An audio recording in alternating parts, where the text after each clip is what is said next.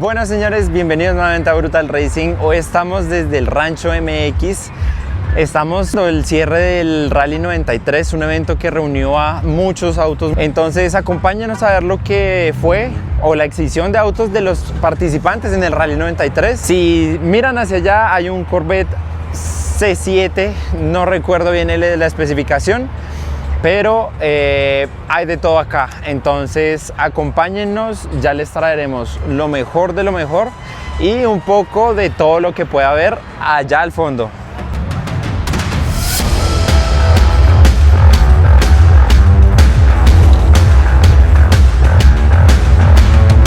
Este año el Rally 93 culminó en Cajicá, en Rancho MX, como ya se los dijimos al principio del video. Acá pueden ya ver la llegada de varios de los concursantes, de los participantes del rally, con una cierta variedad de vehículos que llaman mucho la atención. Se dejaron ver alemanes, americanos, ingleses, pero en general un desfile de vehículos muy interesante, teniendo en cuenta que se dejaron ver varios McLaren, varios Porsche, varios BMW, Audi, Corvette.